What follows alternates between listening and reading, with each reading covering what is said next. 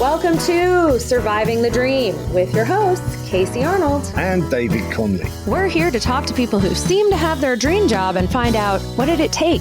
Is it what they imagined? Is it worth it? How do they do it? Join us as we uncover the secrets of surviving the dream. Hello, Dave. Hello, Casey. How are you? I'm good. I know you're a little worn out from bailing your house out of the flooding. I'm really sorry. I'm not surviving the dream. I'm just surviving right now. Blimey.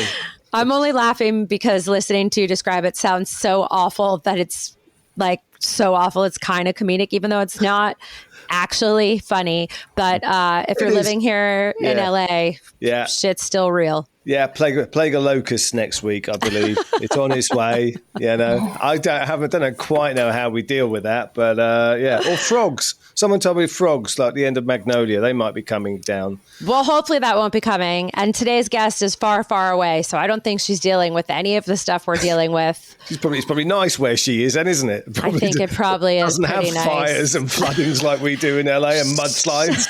You know, she can tell us what joyful things they have over there. She has a very different job than we have. Also, she doesn't live in La La Land like we do. She's a sustainability advisor for corporate dairy farming. I'm going to be honest, I don't even 100% know what that entails, but I want to know more about it. And she's a unique person. I don't think I've ever met someone. She's actually living like two dreams at the same time because she's also a pro netball player. And I don't know how you manage to be a pro athlete and have a corporate job at the same time, but she can tell us all about it. Hello, Ellie Bird. Hi, thank you for having me. Thanks for being here. Let's start with the corporate sustainability dream first. If you can explain how you came to that and then maybe how you fit in also being a pro athlete. I love that. Hello, Ellie. Nice to meet you.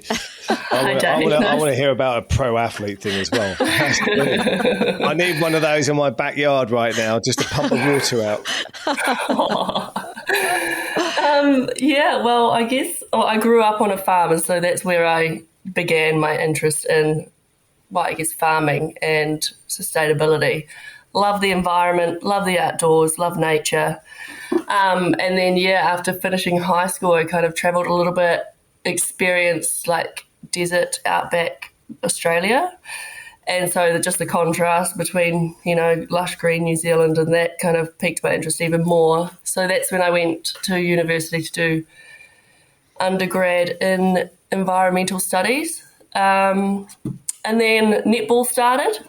So that took up a lot of my time. And after I'd finished studying my undergrad, I was trying to find a job to do part-time because unfortunately us netballers don't get paid quite as much as some other pro athletes. So I was trying to find a job to go on the side of netball, couldn't do it, couldn't find one. So then decided to study further, and that's when I got into sustainable management post-grad. And then I retired from netball a couple of years ago, got this job, and was doing that quite happily for about 7 months until I got called back into my old team because I had an injury. And now I'm back. So that's now such a quick retirement. You're back in netball. You're back playing netball. Yeah. So I was...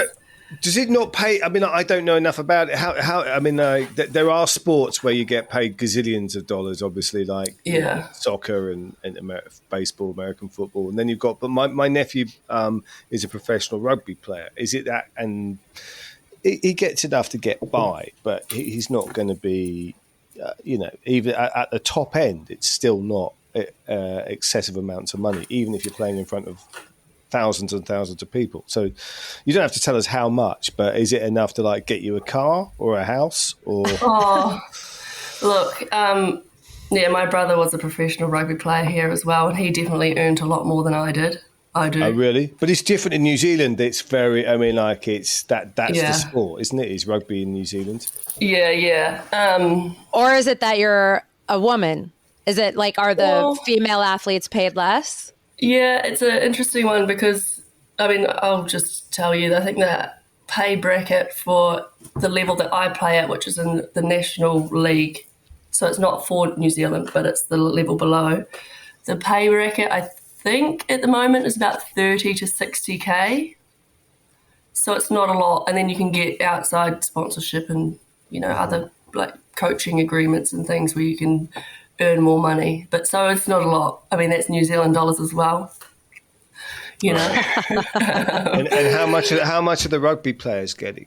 Do you know? I think for just NPC, which is like essentially a level below what I'm playing in rugby terms, they get nearly 100K starting. Right. Oh, that is a big difference. Yeah. Whereas in the Premier League in soccer, I mean, like in England, you're probably getting 300K a week. Like Yeah.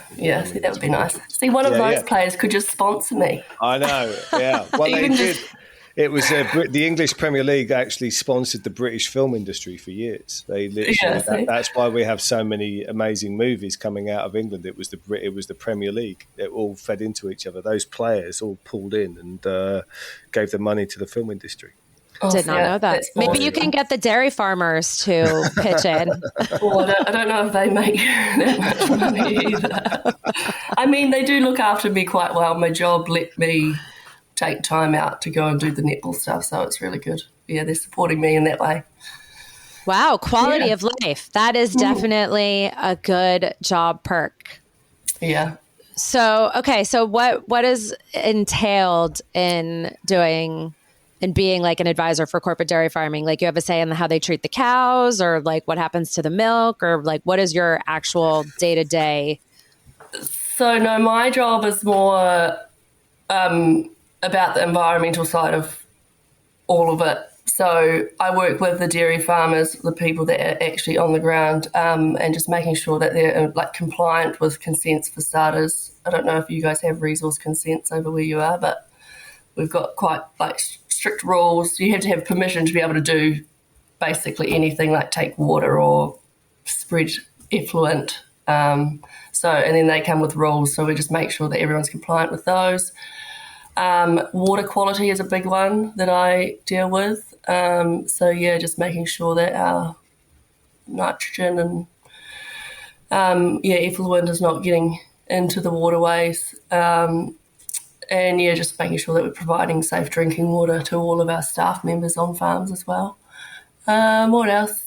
Farm environment plans. So over here, we have these things called FEPs, farm environment plans. So you've got to have a plan basically for, it should be updated each year to just show that you are, taking steps towards improving the environment on your farm, whether that's planting of trees and things around, like, the edge of the property, or along waterways, just to prevent that nitrogen and stuff getting into waterways. There's a lot of things. And does the government tell you that you've got to do these things, or is this something that the farmers say, hey, no, I want to do these things? It's a bit of both. I mean, so the farm environment plans are a requirement by government. Mm-hmm. But then there are elements where you can, it's called like advanced mitigation now, so you can get a C grade, B grade, A grade, which has been standard for a while, but now you can farmers can choose to take this step into advanced mitigation, which then means that they're audited less frequently.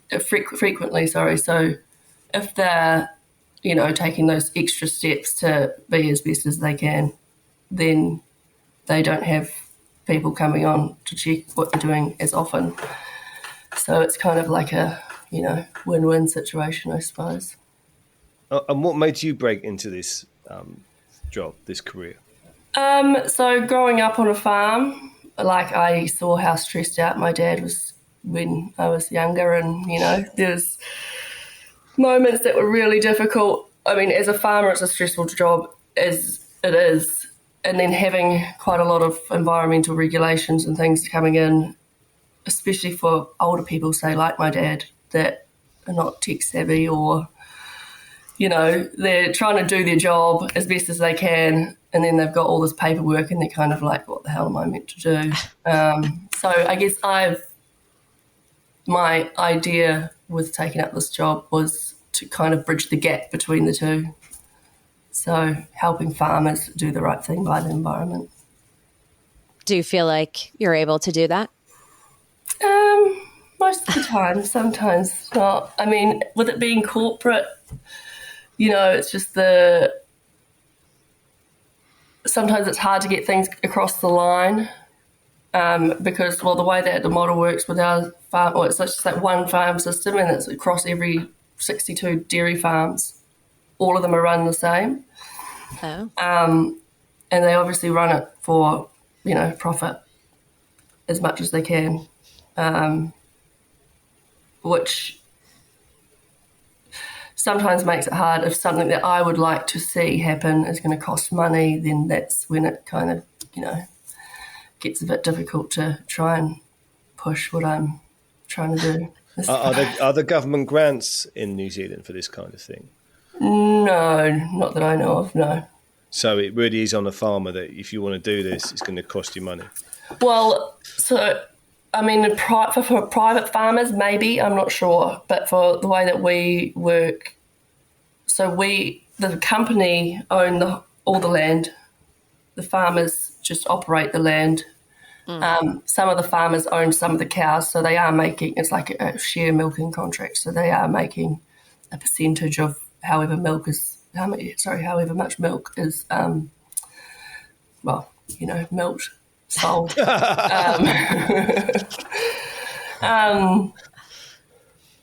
But yeah, because of the way that company structure works, I mean, they are corporate, they do earn a lot of money, so I don't think they're going to be getting any grants from the government.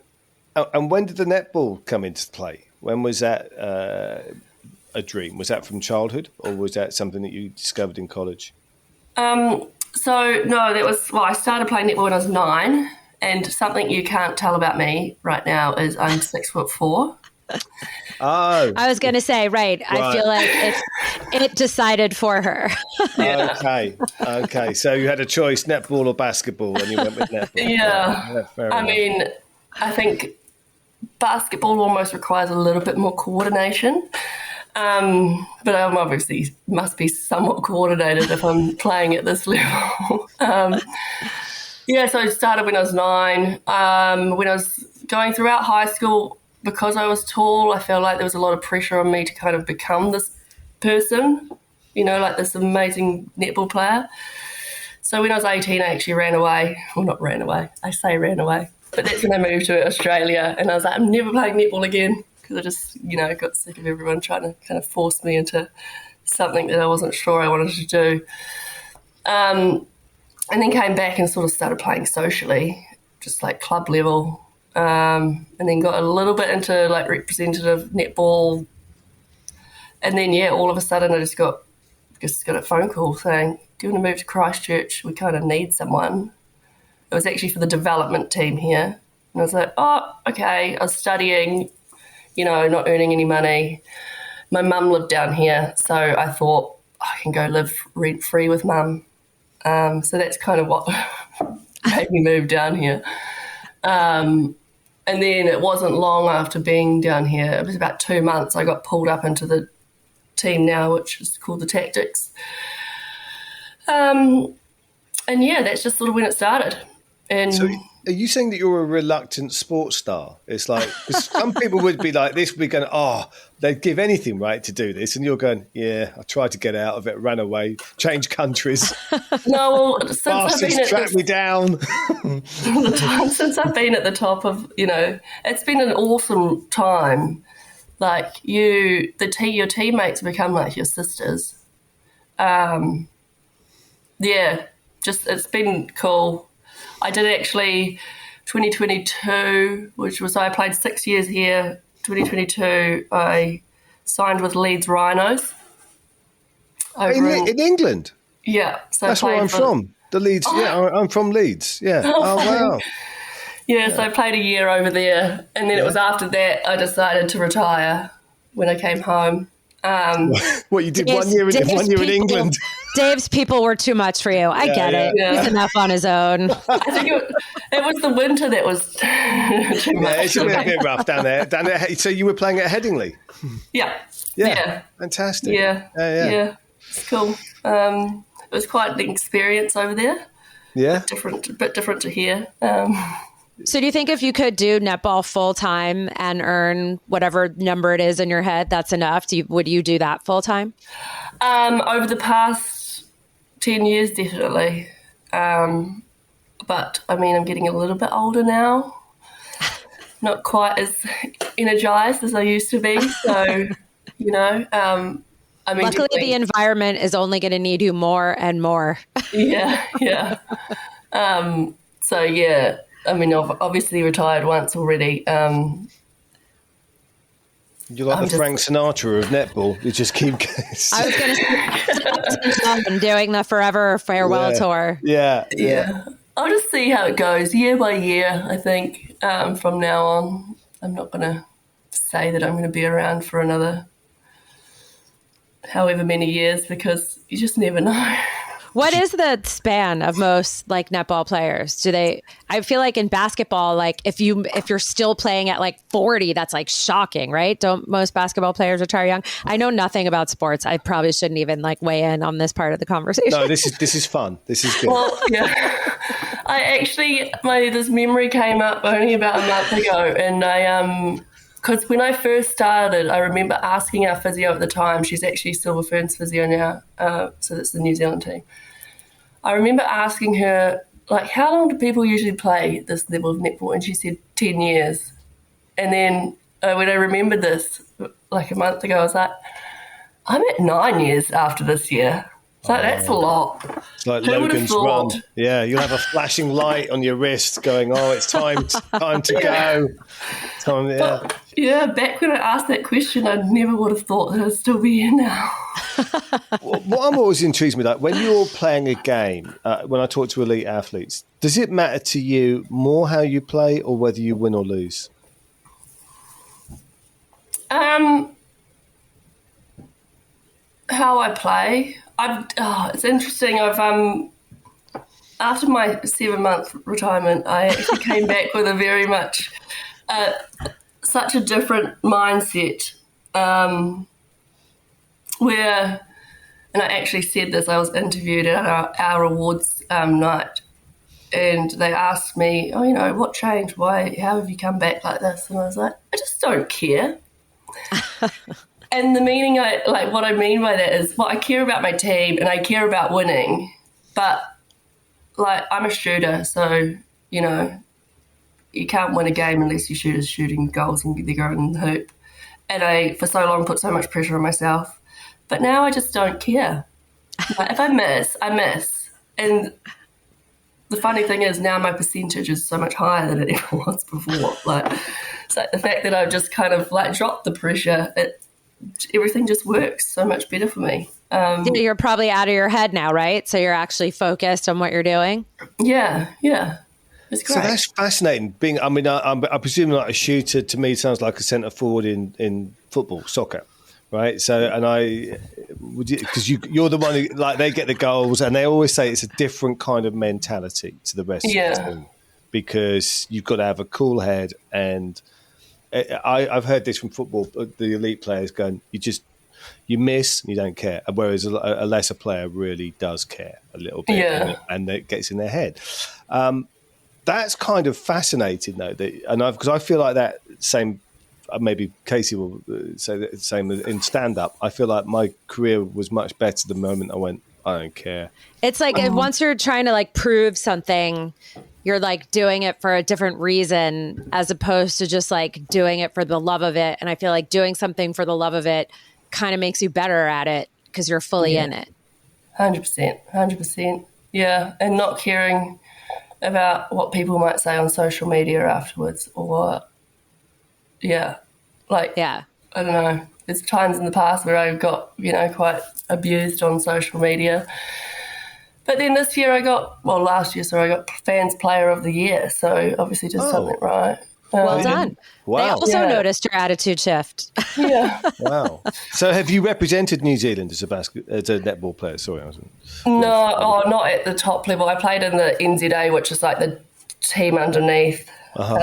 But no, never managed to crack that top level. But now I'm not even trying to. So Well, that ought to guarantee you get a call from them next week. Yeah. You've really got to say, actually, I really don't want to. Then you're definitely going to. Sorry, go ahead. I was going to say maybe that's the trick. Yeah. I kind of used to think that with acting when I remember in England thinking I was going through a terrible stage, and I went, just wake up, Dave, smell the coffee. No one wants you. You're never going to work again. And immediately the phone rings and you go, oh, great, I'm back. It is that whole thing though, right? If it's like letting go of expectations, because it's like the pressure you were talking about, Ellie, like no matter what you're doing, when you're putting that on yourself, like you're not going to enjoy it. And you're like keeping company with yourself when you're living in that like pressure mindset is awful and nothing turns out well. Or maybe I'm just speaking for myself. No, it really is. Yeah. And where does the pressure come from? Is it internal? Is it your teammates, or is it the fans watching the game? What's the worst thing? Well, I think internal, because now that I don't have that pressure on myself, like I'm not putting that pressure on myself. I don't care if anyone else is putting pressure on me. And do you get a lot of fans at the game? I mean, how many fans do you get going to a netball game? We get about 6,000. Wow, at our stadium. I would like that for a comedy gig. Right? Yeah, I wouldn't say no to that. I'd be very happy with that. And do you hear what they're saying? The only voice I really hear is my mother's. I'm sorry. I'm assuming. Yeah. And what is your mother saying to you when you're playing? I don't know. I can't remember, but she just sort of like yells out. She gets quite into it. It's funny because she never really played netball or anything.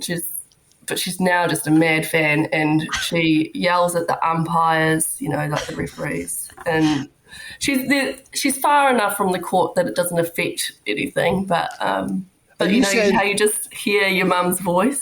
So you can hear 6,000 fans, and that's a wall of noise, but you can still hear your mum going, Ellie, don't do it like that. Because I didn't even think you meant your actual mom. I thought you meant her voice in your head of like something she would tell you to do. No, I love this. It's my actual mum. We obviously give them complimentary tickets, and so they're about maybe 4 rows behind our bench. So the court, the seats are quite close to the court. Do you ever think, oh no, Mum, they didn't give me any this week, sorry. I don't know if I'd get away with that. Yeah, oh well, you can watch it on the TV at home. You'll be much happier. No, it's I'm not, I just ignore her just like everyone else though, I don't really take it on board. That's good. Do you feel like, how do you feel like playing sport like affects you in the corporate world? Does that mindset affect you in any way? Like when you're doing work that you approach things differently than your coworkers? Oh, I don't know. I have found it quite, it's not hard, but it's like intriguing, because in sport, obviously you're there to get it done. You're just there, like you get to training, you train hard, you get it done, and then you leave, and then you might go home for a nap in the afternoon. Like that's when I was just playing netball, that's what I do. And so I guess I come into work and I'm like here to get it done. And then everyone's just like, going for a coffee, go and have a chat, doing this, that. And I'm like, this just doesn't feel normal to me. But it was really interesting actually coming from sport, women's sport, to the agricultural industry, which is quite male dominated. So that was, just an interesting change in the way that people communicate and everything like that. No, it was good. What was different? Well, because I feel like with females, everyone's sort of like in sport we're quite direct and things, especially on court, you're direct with each other. But there's just less fluff in conversations when you're dealing with men in the corporate world. They kind of just this is how it is, and they just tell you what you're going to do and then get on with it. It's been. Are you saying there's fluff when the women are doing it in the netball? I'd love to hear what that was. The netball court. What fluff could you possibly add? Well, no, not on the netball court, but I mean like around. Everyone's sort of being nice and not hurting anyone's feelings. On the court, we can be quite ruthless, that's for sure. And then you just kind of say sorry afterwards if you just took it a little bit too far. Did you find that men don't say sorry afterwards in the corporate world? Yeah, no, they definitely don't. No. Wow. Yeah, I would say that's probably like more of a universal thing that men, you're probably different, Dave. I feel like you are more emotionally aware than a lot of men are in the workplace. I'm not going to say all men, because obviously some men are more attuned to that and more so than they were. But yeah, I feel like women, we tend to like couch things, right? You don't want to hurt someone's feelings, sometimes to our detriment, instead of just being like, hey, look, you did this thing. That's not what we asked for. This is what we need you to do. Yeah. Yeah, basically. Yeah. Yeah. I mean, we could probably take a leaf out of their book a bit more sometimes. It's like when we had Lois Frankel on, right? Nice girls don't get the corner office. It's all that stuff. Yeah. How do you cope with that? Like, do you find yourself the only female in the room in these corporate? No, there are a lot more. I mean, when it comes to out in the field, we've got our office, and there's like a lot of the accounts, like girls and ladies. But when it comes to out in the field, I mean, it's majority men. You might go to the odd farm that's got a female staff member. And then, like, obviously our management team are all predominantly males, except the people and culture manager. She's a female. But does that feel more comfortable for you because you grew up on a farm? Like, does it? Oh, yeah. Yeah. Kind of used to it, you know, with Dad and all of our family friends and things. The kind of same persona mentality as what these guys have got. So it's not new to me. And yeah, I think I just deal with it quite well. But it was just sort of like the contrast of going from one extreme to the other with netball to, agriculture. So. And does it help that you're probably taller than most of them? Yeah, I think that does come in handy, actually. I would think it does, right? Like if they're trying to be intimidating or something, and then you stand up and they're like, oh. Yeah. Maybe never mind. maybe you're okay, like a head taller than me. Never mind. So Yeah. what did 10-year-old Ellie want to do? 10-year-old Ellie, I think I remember, I don't know how old I was when I did this, but we had to do a project at primary school which was about your dream job, and I actually wanted to be a zookeeper. Oh. Were there cows in your zoo? Are you close to living the dream? No. I love, like, elephants are my favourite animal. And I mean, actually, when I was on my way back from Leeds, I did look at going to work volunteer in a wildlife park on my way home. But you've actually got to pay quite a bit of money to go and do that. So I didn't do it. You have to pay to actually be a volunteer on that. Yeah, interesting. it's like $3,000 for a month, $3,000 New Zealand, I think. Wow. Yeah. Wow. Oh, yeah. So you're basically going, I'd love to go and clean up elephant shit. How much how much do I have to pay to do that? Yeah. Dave, you've just put in all this training bailing water. Maybe you're now prepared to bail elephant poop. I could probably do that. I'll do it for $5.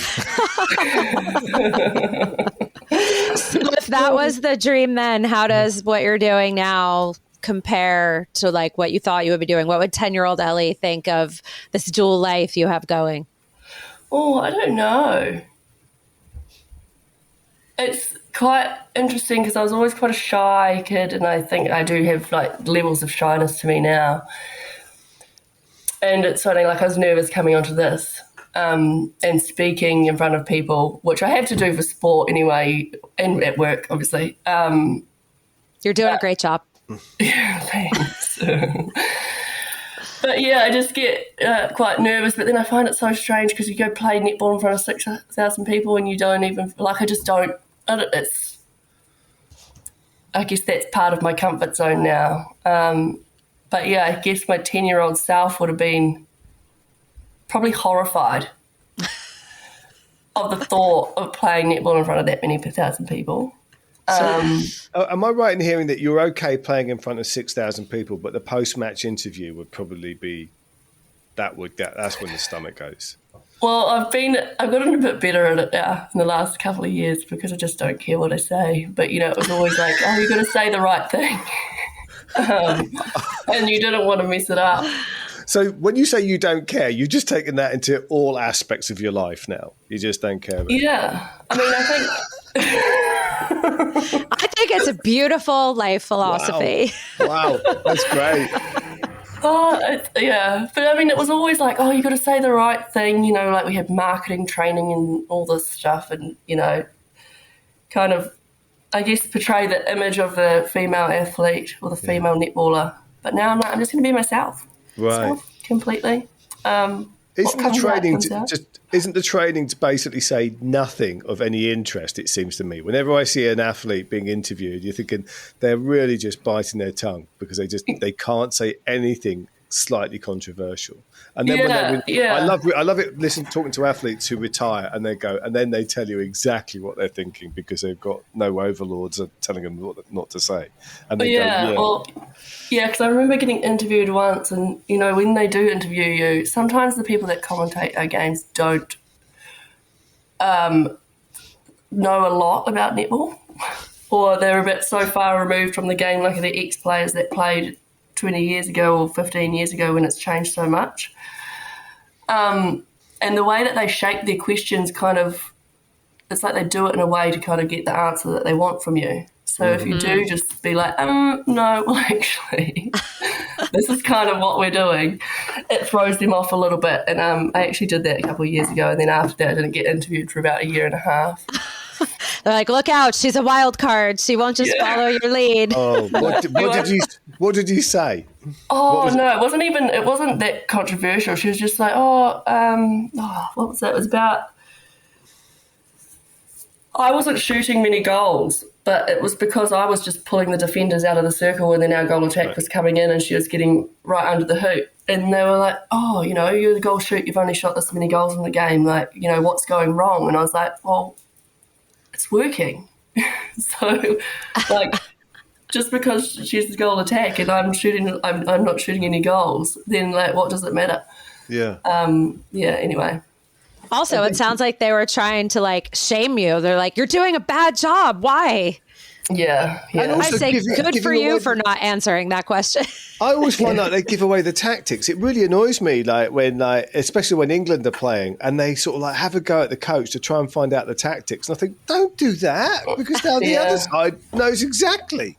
And they get I find it really frustrating when journalists do that. Yeah. It is, yeah. I mean, I have my opinions about our commentators, so... It's all right. We're in America, so you can say what you want about it. No, it's funny. I think because sometimes I just feel like the commentators talk from a place of, I don't even know how to say it. Like they're just still a bit hurt about the fact that they're not still playing. Right. Yeah. So it's like sore spots, or it's around. Oh, but when I played, I did this better. The way that they talk is a bit like that, and it's How did you feel that year you were out when you retired? Well, I actually retired at the end of one season and then I was pulled back in at the start of the next. So I didn't actually... So basically it was a holiday, right? Yeah, I know. You just skipped training. I just didn't have to do the pre-season, which was about 3 months long. Got called in for the first game. Yeah. So you didn't and then played every game. You should maybe just soft retire every year so that you don't have to do as much training. Yeah. That says a lot. Would you ever be a commentator when you're done playing, you think? No, I think it'd be a little bit too controversial for what they're looking for. I like that. In what way? Why would you be because she doesn't care. No, I think once I'm done with netball, I'll probably, I say that I'd like to get as far away from it as possible, but I think the sports psychology side of things, I'm kind of leaning that way now, or even just mentoring of mindsets and things like that. But yeah, when it comes to coaching netball, I have no interest, or commentating, I don't really have any interest in that either. Yeah. So it sounds like maybe your dream is shifting to a potential new thing? Yes. What is it leading? What's the next dream? Yeah, like holistic well-being, I suppose. Mental, physical, spiritual, emotional health. I'm delivering programs this coming year, which is a contract outside my netball contract, but it's through netball in schools for, 17, 18-year-olds on mindset and well-being. Just to tell them, I don't like the word telling them, teach them about things that I've learned in the last 10 years that would have been useful to know at the age of 17 or 18. Yeah. So, yeah. What does 17-year-old you think of that dream? Oh, do you know what? 17-year-old me would have been like, I don't want to listen to her.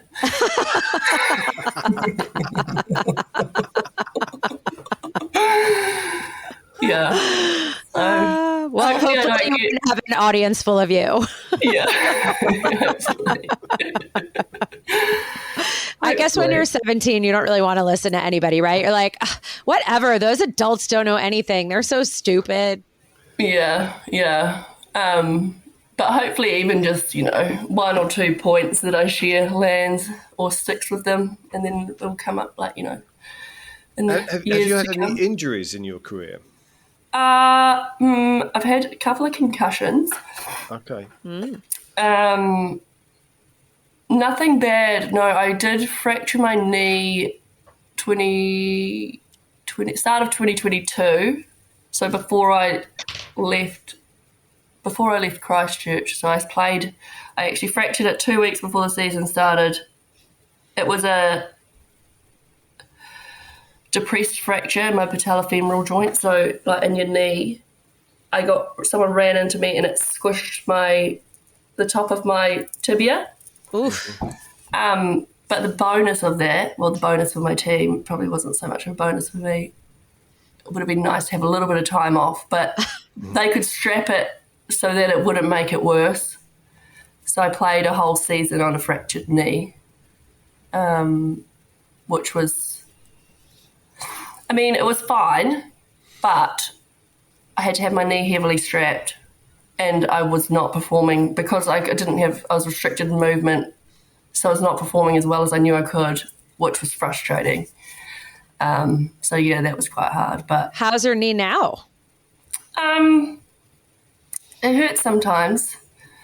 It completely healed. I had an MRI at the end of that season. It was fine. But I think I lost quite a lot of strength in my quad muscles around that time, and it's been difficult trying to get it back. And how did you have to hide the injury? Did people know? How were the commentators about that?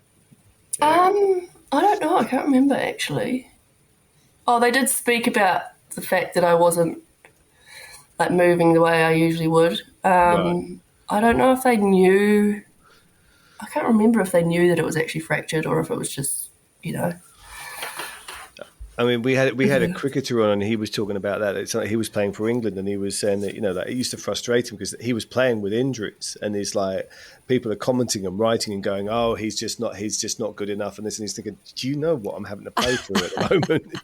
Yeah, I know. Right? Would you sacrifice your body for this? Yeah. Oh, that's the thing. It's quite interesting. And one of the concussions I had in 2021, I got elbowed in the head, and I had this massive lump here, and the swelling all went down into my eyes and caused a bit of eye pain and stuff in here.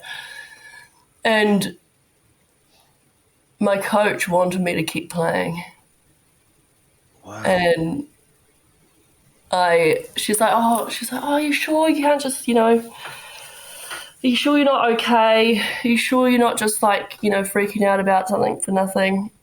And she's like, what about you go talk to our sports psychologist? And I spoke to him, and he said, we don't know enough about the brain. He's like, if you don't feel okay, there's no way you're playing. So, yeah, then I got back into there's a 10-day, it's like the rugby, I think. Oh, actually, ours might be not as strict as rugby because we're less contact than them. But there's like a 10-day return to play procedure that you have to get through to come back to play. Do you feel like those sacrifices are worth it?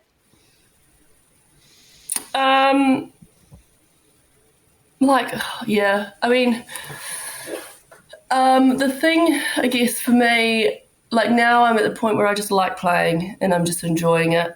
If I was ever in those situations again, I would definitely stand up for myself a lot more.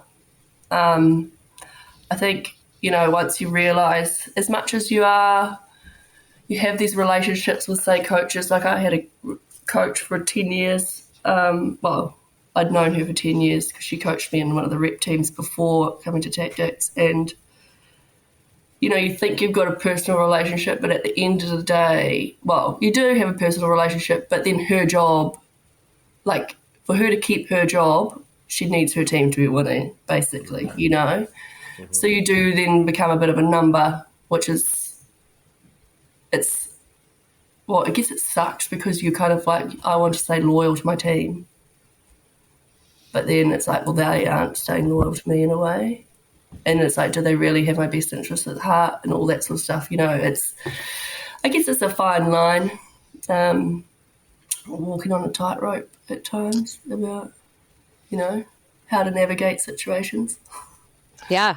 All right. That's where all that stuff you're going to teach is going to come in handy. So those younger girls will be better prepared, right? Yeah, definitely. Hopefully. Yeah. Well, okay. So we've come towards the end of the podcast. So let's get to the questions that we ask everybody now. I'm quite intrigued to see how you come up with some of these. And there's no wrong answers. But if you won the lottery, the big one, what would you do? I would go on a big holiday around the world to start with. But this work that I'm planning on doing, I'd probably create a program that I could deliver. I mean, I'm lucky enough to have it funded by this lady that's sponsoring me at the moment, but to be able to deliver it more schools, just then even, create not a business, but, get other people on board of spreading the same kind of information. Yeah. Smart. My questions are the less heady questions. What is your go-to snack and or your comfort food? Actually, I want to know for the two different sides of your world. Like when you're like training netball, Ellie, like what's your thing you eat? And when you're like out in the farm being, corporate sustainability, Ellie, what are you eating? Well, it's interesting. I try very hard to stick to the netball food because when I'm out on the farms, the only places to stop are bakeries that have like pies and things like that, and I don't really want to be eating those. But my favourite food is my breakfast, which is I have eggs on toast, sourdough toast every morning, but then I add like sprouts and like pumpkin seeds, tomatoes, avocado, chili oil. It's just my favourite meal of the day. It's so enjoyable. Sounds delicious. You just made me hungry. You'll fit right into LA with your avocado toast. My last question here, which you've kind of answered already, but let's revisit it. What's your favourite animal? I think we know that, but why? Elephants. I don't know. Well, I've never seen one in real life. I still hope that my mum fulfills her promise of taking me to Thailand. I think I'll have to pay for my own flights now, though. You've never seen one in the zoo? You've never seen an elephant in the zoo? Maybe, actually. Melbourne Zoo, when I was younger. But go to Africa and see them in their natural habitat. Yeah, I think that's the plan. I will get around to it. But I don't know, have you just seen the videos of them and they're so like majestic and apparently their memories are amazing and the women are the leaders of the pack. But they're just, adorable. I don't know. They are very cute and smart. Okay, final question. If we really knew you, Ellie, what would we know about you?